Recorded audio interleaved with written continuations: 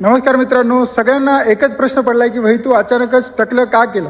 तर मित्रांनो, तुम्हाला अगोदर सांगतो, पुढच्याच महिन्यात 22 तारखेला माझा बड्डे आहे आणि मी ठरवलं होतं की मला पूर्ण केस कर्ली करायची, चांगल्या प्रकारे हेअरस्टाईल करायची. पण त्या अगोदर पण आपलं जे गोल आहे, आपलं जे टार्गेट आहे, त्याच्यावरती मी फोकस केलं थोडंसं. आणि आपला जो 180 डे ट्रान्सफॉर्मेशन चॅलेंज आहे त्याला फक्त आज 61 दिवस बाकी आहेत आणि आज त्याचा 119वा दिवस आहे. आणि इथून जे समोरचे दिवस आहेत ते आपल्यासाठी फार महत्त्वाचे आहेत आणि याच्यामध्ये आपल्याला कुठल्याही प्रकारचं डिस्ट्रॅक्शन होऊ नये, कुठल्याही प्रकारचा माझा मोड चुकू नये, मी कुठं भटकू नये, याच्यासाठी हे केले. आणि ते म्हणतात ना, केसामध्ये थोडासा इगो असतो आणि त्यावेळेस हे इगो बाहेर जाईल, त्यावेळेसच आपण काहीतरी आपल्या गोलवरती, आपल्या टार्गेटवरती फोकस करू शकतो. त्याच्यामुळं हे केलं आहे मी. आणि इथून समोरचे दिवस खूप महत्त्वाचे आहेत मित्रांनो, खरंच सांगते मी, प्रॉपर रिझल्ट भेटत आहे.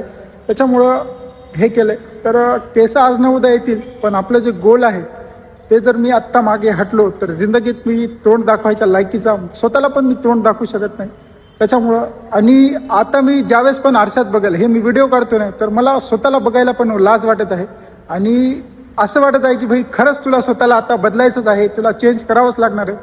तर चांगलं वाटत आहे केस काढून, म्हणजे डायरेक्ट माझ्या गोलवरती माझा फोकस होता. तर बघूयात, स्टे ट्यून बस.